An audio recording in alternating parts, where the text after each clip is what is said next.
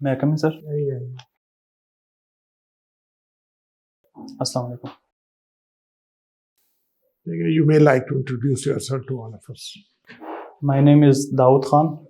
I hail from district Pashin, Baluchistan. We are 8 siblings. My father is part of academia and he is currently serving as the principal of Government Boys Degree College Pashin. My mother is a housewife. I got my early education till grade 7 from my hometown. After that, I got admission at Lawrence College, Murray, from where I completed my matriculation and intermediate. There, I also received the Best School Living Boy Award in 2017. After that, I got admission at the University of Engineering and Technology, Texla, from where I graduated in July 2022 in civil engineering. I regularly write articles in Daily Dawn, the News International, and the Friday Times. I enjoy reading books and play cricket and chess in my free time. Okay, you tell us something about Pakistan to all of us. Introduce Pakistan to us. Sir, Pakistan is a country situated in South Asia. It has a population of around 240 million and the area is 796096 square kilometer. There are 4 provinces, Punjab, Baluchistan, Khyber Pakhtunkhwa and Sindh.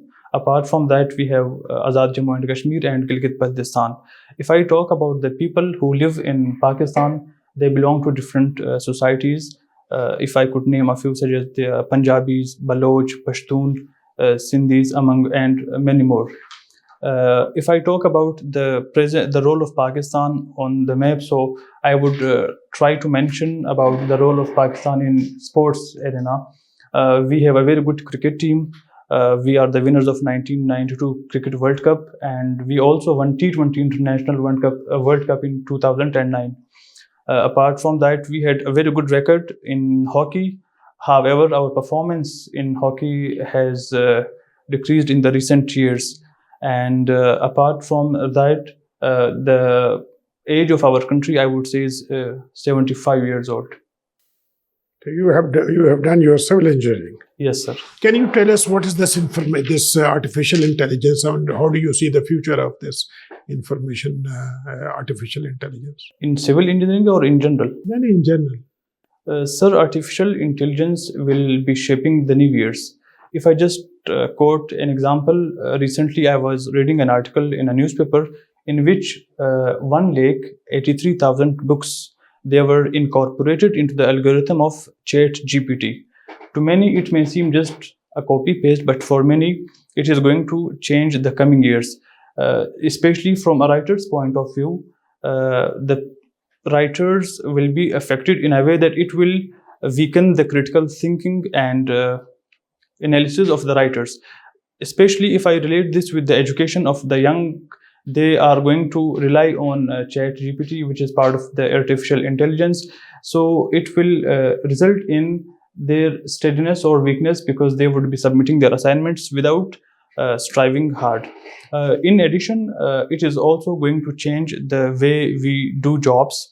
Today, if a person goes to an office at 9 a.m. and comes back at 5 p.m., in the coming years, due to ChatGPT or artificial intelligence, it is highly expected that there would be no such 9 to 5 hours jobs. And in addition to that, if I look at the positive side of the picture, it will accelerate the speed of our growth in the field of technology, and we would be able to explore more in the fields the world has been exploring since last 2 centuries. What are your views? How the technology is impacting your life? As an individual, sir, it affects my life in several domains. If I quote my own example, when I was preparing for the competitive exams, I was in my hometown Pishin, and rains hit our village and our district. Due to that, we had no internet connection for about 7 days. Apart from that, our school going kids, they did not go to school for 2 weeks. I am talking about Pishin, which is at least better developed than other parts of the province, and people of other students of residing in other parts of the province, they were not even able to go to schools for at least 30 days. So this is one of the effect which I would say are a side effect of technology. But on the positive side, Sitting at home, I was able to cover all the different domains. I was able to read all the newspaper that I feel my parents were not even able to read in their time. So technology has a positive impact on our lives in a way that we have got access to those things to which our forefathers did not have that access. My last question. Give me the reason for high inflation in Pakistan. Sir, if I talk about the reasons of inflation in Pakistan, economic crisis is the main reason. There are no opportunities for the people living in Pakistan, and the reasons responsible for this inflation include the impacts of COVID-19, which are still present. Apart from that, the ongoing Russia-Ukraine crisis is also responsible. And apart from that, our own governance issues have been shaping our inflation in the economic sector of Pakistan, due to which the people living in the society have been negatively impacted. Their lives have been impacted. Thank you. God bless. You are from Pishin, Yes, sir. but you must be knowing Quetta very well. Yes, sir. So, what is the profile of District Quetta? Sir, District Quetta is the capital city of province of Baluchistan. The people living in Quetta, they include Pashtun, Baloch, and 1 to 2% Punjabis and other people who are not the main residents of province of Balochistan. Quetta is at a distance of 45 kilometers from the town or the village I live in, and it is located in the north of Balochistan. It comes in the northern area of province of Balochistan. Just to give you a talk, because back in 1947, when the Pakistan's founder Qaid-e-Azam Muhammad Ali Jinnah, he resided his last days in Ziyarat, which is also at a distance of 120 to 150 kilometers from capital city Quetta. The health sector and education sector of Quetta is quite better as compared to other parts of the province. The provincial assembly, the high court, all the main offices, they are in the capital city of Quetta, and it has an international airport that helps the people travel to other parts of the country and the world. And the geographical features? Sir, the surrounding parts, the surrounding cities include district Pashin, Mastung, Nushki, and there is also these are the surrounding districts adjacent to Quetta city. Mountains? Yes, mountains. Yes, sir. I forgot to mention about Takatu mountain, which is a symbol of the city of Quetta. Balochistan has A area and B area. So, only 10% of the area is area where the police, you see, functions, where police has jurisdiction. Where the other, the levies, it is the levies area. Don't you think if it is merged and it is merged as area, the entire area is declared as area, it will be easier and better to govern Balochistan? Yes, sir, I agree with you. If 90% of the area, which is known as B area, is converted into A area, it will help those who are governing or who are implementing the system. It will be easier for them to deliver their services smoothly. If I talk about the 90%, which is B area, there are certain hurdles to the people, to those who deliver service to the people, because levies force is not as formal and they are not well trained as the police force. So if they are converted, it will help in the betterment, in the security of the region as well. How will you, police is generally, people are not happy, satisfactory with the police performance and working. So they have a lot of complaints about the police working attitude. So what, as a DPO, what will you do to address these issues?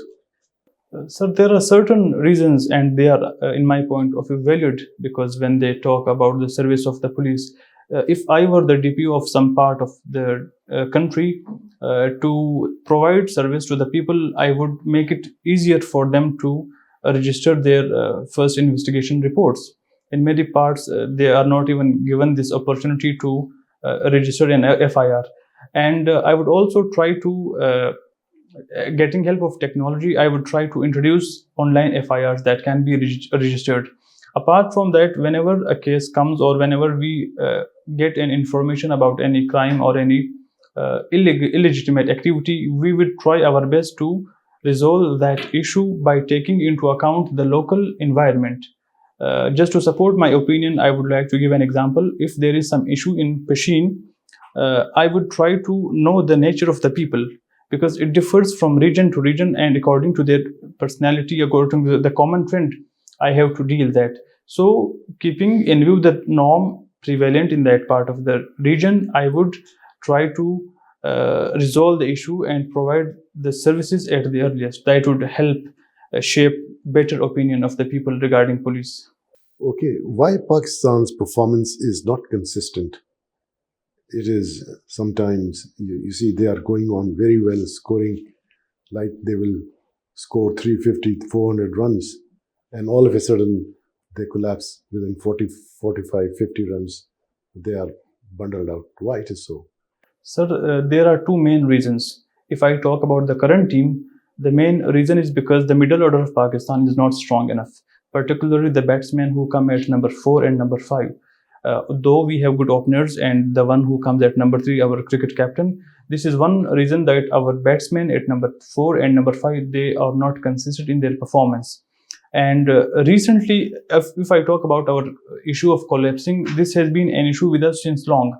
If we go back to the 90s or 80s, we have been facing the issue in batting order, though we have good bowling. So I believe we do not have such batsmen who can be given this position, and he would be told that regardless of your performance on this position, you would not be dropped from the team. So we have international teams example, they give a particular number to a batsman and he is mentally prepared. But when it comes to our batsman, he is confused whether to score well, whether to play for himself or for the country. So he is not given enough support in a way that if you go with full swing, there would be no effect on your selection, at least in the next 5 matches. This way, this is the reason why our team does not perform well. Welcome to CSPs Academy for CSS PMS preparation. CSS PMS तहरीरी इम्तिहान के तमाम मज़ामीन की online और on campus तैयारी के साथ साथ subject selection, assignment checking, class test, mock exam, individual teacher discussion और फीडबैक सेशन का इनकाद किया जाएगा। इसके अलावा FPSC की तजवीज़ करदा बुक्स से बने मयारी नोट्स और CSP पब्लिशर की बेहतरीन बुक्स मुहैया की जाएंगी।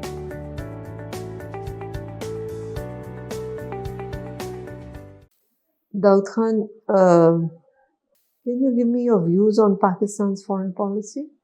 Ma'am, Pakistan's foreign policy is determined by various issues or different points. One of the main points that determine our foreign policy is our geography, our geostrategic location. In addition to that, whenever we formulate our policy, we keep in point several points. One of them is our ideological foundation. Second is our hostile neighborhood, and the third one is our long and porous border with Afghanistan. These are some of the points that we keep in mind when it comes to Pakistan's foreign policy. So what's your view on Pakistan's foreign policy? Pakistan's foreign policy has been there, although there are some loopholes, we can call some areas where we can further improve. But my view on our foreign policy is that whenever we intend to add or subtract any point, we do keep in mind our hostile neighbors in the form of India, and we also keep in mind the current situation, especially after the new government, the new people came into power in Afghanistan. And I forgot to mention about Iran. We also have to keep in mind, because India plays its role. They try to create inconvenience for the people living in Baluchistan by disturbing the peace situation. So these are my views that we ought to keep in mind regarding foreign policy. What is your view on hot pursuit, which Iranians always want to do? Do you know what hot pursuit is? No, ma'am, I have no idea. It's usually when a particular individual allegedly commits a certain crime in one country and then rushes back to his own. the other country wants to pursue him into the borders in the territory of the other country to catch him. What's your view on that? Ma'am, because Iran has border with Pakistan and the province of Baluchistan, if to name a few, we have border at Taftan, at Nushki, at Turbat, and at Gawadar. So yes, there are certain examples that we listen in our daily life, that people who commit an illegal activity in their part of the country and they fly to the other country. So I believe that both countries should develop a consensus on this issue, on how to deal with such events or such acts being committed by individuals. So doing so will help both the countries, because if I talk about it's about hot pursuit, so I don't think it is of much benefit to any of the country. So, what's your take on these three personalities? What are the common elements amongst these three that you have chosen? Ma'am, the common points among these three names. First is their wish and their aspiration to help the people at grassroots level. They want to play their best to contribute their services to the people of their own country. If I name one of them, which is Abdul Sattar Idi, he sacrificed his personal life for the people of others. Similarly, if I talk about Nelson Mandela, he left no stone unturned to find freedom for the people of his country in such a way that in my opinion, there was no bullet even fired when it was the time. Though he faced all problems individually, he remained in the jail for a number of years. And the third name that I have jotted down in the list is Dr. Ruth. She played a vital role when it comes to leprosy, though she was not born in Pakistan. But when she came here and she observed the environment, the people, she eliminated all her intentions, and she did not go back to her country. So their thirst for the help of the people is the point that I find common amongst the three names. But Ruth was Christian, right? Yes, ma'am. And in Christianity, they believe that Hazrat Isa, Jesus, had the ability of treating the lepers. So that's why they have special soft corner for treating leprosy. Right, ma'am. So if somebody says Ruth was basically promoting Christian agenda through her so-called humanitarian work, because there's so many other miseries that can be addressed, but she focused on leprosy only. What would you say to that? I would try to convince the one who says to me in this manner, even if people say that she is promoting Christian agenda, I would like to find and analyze the impact of her work, its positive impacts on the people there. So yes, there are always people who gonna blame the one who is doing good work, but in my personal opinion, I would disagree with him or her and would rather convince her that even if you think it is against our norms or our religion, this is something that is not disliked in our religion as well. So helping a human being is in itself a big blessing, to whichever religion one belongs to. Man's search for meaning. What's your take on that? Ma'am, this book provides me the insight that whenever or whatever type of difficulty you come across your life, you should not consider that the end of your life. You should try to get motivation, get your plans from that current scenario. So that is something that has really helped me in making even decisions when it comes to dealing with failures in academia or in one's academic life. Thank you so much, Irfan. Thank you, ma'am. Well, Dawood, I will ask question related to your optional subject. Right, sir. You read Islamic history and culture. Yes, sir. Can you tell me that what lesson you deduced from Islamic history after reading? Sir, there are certain lessons that I have learned from after studying this subject. Okay, talk about political sphere. Sir, regarding political sphere, I have learned how the men in power have to deal their own the people. They sacrifice their personal life. If I talk about the first four followers of the Holy Prophet, peace be upon him, Hazrat Abu Bakr Siddiq Radhiyallahu Ta'ala anhu, Hazrat Umar Farooq Radhiyallahu Ta'ala anhu, and the ones following him. They left no stone untouched in doing the best for their people, and they were at the top when it came to providing service, meeting their needs. Similarly, they also tried to help the people by educating them. They were 24/7 available for the followers, and if somebody had any reservation or any objection on the personal life of the head or of his some of his family, so they were allowed to visit and blame that point.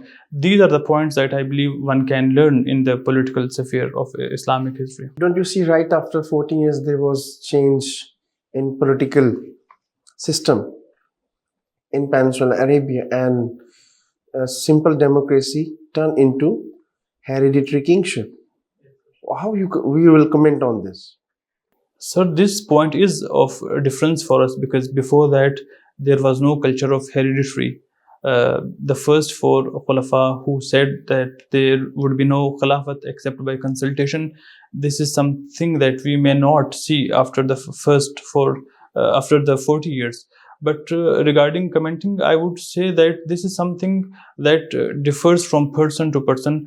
After 40 years, the ones who had the command, who had the power, thought that they need to concentrate their power, keeping in view the future of the Ummah, of the Muslims. So this was, I think, one of the reasons due to which they thought that because if we continue the power through hereditary means, it will be easier for us to manage things. Can you tell me, because you're a student of Islamic history and culture, I'm asking that before the rise of Islam in Peninsular Arabia, there were two major powers existing at that time.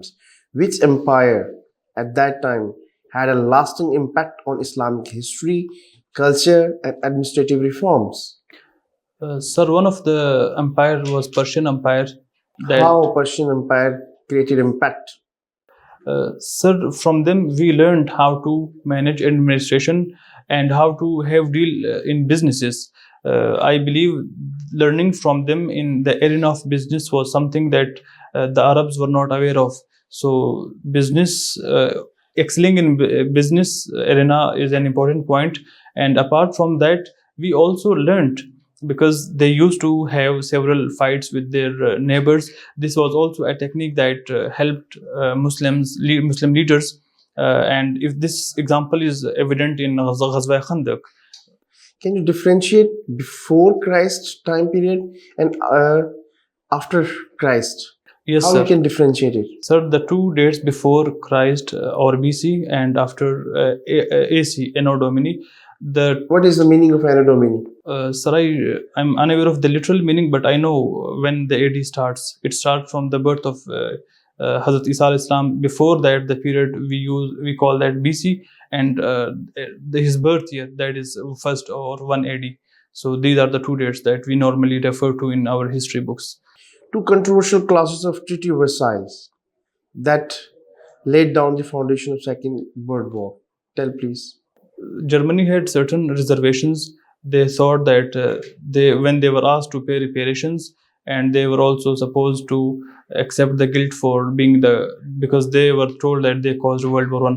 So these were the points that made Hitler or Germany rise back and What is policy of appeasement? Can you give two examples? Yes, policy of appeasement in Munich Agreement 1938, when Germany occupied part of Czechoslovakia, Sudetenland, it was the name of that part. British and France, they did not respond to that occupation in such a way. So this was the reason when later when the war happened. So during the Cold War era, America kept this in their mind. Therefore, they thought we should not let Russia commit an action. And this can also be related to the current crisis going on in Russia-Ukraine. The US is determined not to have policy of appeasement as France and Russia had in 1938. What was the cause for the failure of Cripps Mission?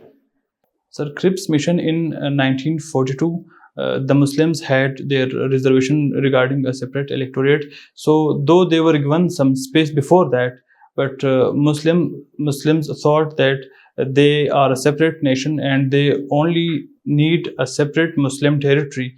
But in the Cripps Mission, they felt that this issue is not resolved, so therefore they did not accept the And why Cripps Indian National Congress rejected Cripps' proposal?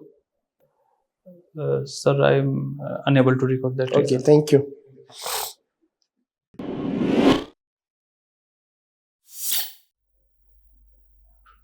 Your interview is over. Thank you, sir. आपका knowledge gap है. Yes, sir. हाँ, और ये इसको improve करें, और ये जो ग्रुप प्रेफरेंसेस हैं इसको भी देखें. इसमें इससे जो रिलेटेड क्वेश्चंस बनते हैं, जैसे डिप्टी कमिश्नर के फंक्शंस क्या हैं एग्जैक्ट, दो should be on your finger tips, पता होना चाहिए क्या. फिर वो जो है ये पुलिस का जो है डीपीओ का रोल जो है उसकी इम्प्रूवमेंट, क्या इम्प्रूवमेंट लाएंगे आप अगर डीपीओ बनते हो, तो ये क्लियर होने चाहिए बिल्कुल कॉन्सेप्ट्स जो है ना. Yes, sir. आपका जनरल नॉलेज भी थोड़ा सा वीक है. Yes. और वैसे आप कम्युनिकेशन स्किल्स आपकी अच्छी हैं. You can perform better. You can give better performance than this. बाकी जैसे आपको कहा है, आप करें कोशिश. Inshallah. Thank you, sir. ये जो हमने सवाल किए ना, इनको आप नोट कर लें. I will note them down after fun. इनको नोट करें और go through them. It will build your base. Yes, sir. Confidence level को boost up करेंगे. Dawood Khan, जैसे उन्होंने कहा, you have a good personality, good communication skill. You're a galleon. Yes, ma'am. You should have a better communication than you have done. I expected more out of you because you have been a galleon. You have been in UET Texla, which is a very well-reputed institute. Really, you have more potential than you have demonstrated. Right? Inshallah, I will improve. Inshallah. हाँ, अब ये जो आपने preferences अपनी दी हैं, इनके बारे में आप अच्छी तरह पढ़ें. इनके रूल्स रेगुलेशंस क्या हैं, पाकिस्तान की फॉरेन पॉलिसी पढ़ें, एम्बेसी का स्ट्रक्चर पढ़ें. फेवरेट पर्सनालिटी एक ही रखना, because you're in a competition. जितने ज़्यादा लिखोगे उतना आपके फ्लैंक्स खुल जाएंगे. एक शख्सियत रखो जो कि आप डिफेंड कर सको, और उसके ऊपर थोड़ा स्टडी करो, उसकी पर्सनल लाइफ पे, उसकी प्रोफेशनल लाइफ पे, किस मुल्क से है, उस मुल्क की क्या पॉलिसीज हैं, सारी बातें आपको आनी चाहिए. ठीक है. It's not just about the person, it's about you. So इधर जो आप लिख रहे हैं उससे आपके बारे में होगा. एडी को भी लिख लो, why did he remarry. You know, people can ask you question like that. कि भाई इतना फिलंथ्रोपिक था बिल्किस बीबी को छोड़ के, why did he remarry? तो सवाल आ सकते हैं आपको, उसका जवाब आपको आना चाहिए. बिल्कुल. रोड टू मक्का और मैन सर्च फॉर मीनिंग, दोनों को एक रिव्यू कर लो. पहले की पढ़ी हुई है बहुत, आपकी नॉलेज उसमें इतनी फ्रेश नहीं है. हॉबीज को कट डाउन करो. अब अगर सिर्फ क्रिकेट ही रख लो तो क्रिकेट पे 1000 सवाल आ जाएंगे. Yes. फुटबॉल पे रखोगे तो उस पे 1000 सवाल आ जाएंगे. वर्ल्ड कप में क्या हुआ, ये हुआ, वो हुआ. सो जितना कम, because it's you know assessing you as a professional, as a mature individual. तो इसमें क्योंकि आप मुकाबले में हैं, एक चीज़ रखें और उस पर पूरी तरह फिर अबूर हासिल करें. ठीक है. बाकी you are good, you should have a good chance, but please अपनी नॉलेज गैप को फिल करें. Yes, inshallah, I will work on that. Thank you so much doctor साहब. ठीक है. आपकी जो डेप्थ है ना नॉलेज की, वो आपके ऑप्शन से चेक की जाएगी. अब इस्लामिक हिस्ट्री एंड कल्चर आपने किस बुक से पढ़ा हुआ है? वो के अली की. इसके अलावा और बहुत अच्छे आथर्स हैं. मजहरुल हक की बहुत अच्छी बुक है, लेकिन वो फैक्चुअल डाटा बहुत दिया हुआ है. लेकिन उसमें देखिए ना, फातमीद तक आ जाएंगे, आपसे पूछेंगे, उन रूलर्स तक पूछेंगे, और लेटर ऑन जितना भी सारा वो बहुत कवर करना पड़ेगा आपको. स्पेन का एरा जो है, फिर एडमिनिस्ट्रेटिव रिफॉर्म्स जो हुई हैं, यस, सब कुछ उसको थोड़ा सा देखें तो आपकी कम्युनिकेशन स्किल्स ने आपको थोड़ा सा साथ दे के आप कुछ आंसर कर लेते हैं। यस सर, उसकी बेस पे यू स्कोर 180। राइट सर, जो विजिबल नॉलेज गैप है उसको ब्रिज करें, इंशाल्लाह, डिस्कशन किया करें उनसे। बिल्कुल बिल्कुल, ठीक है। चलिए, thank you, wish thank you you, all the best. Thank you.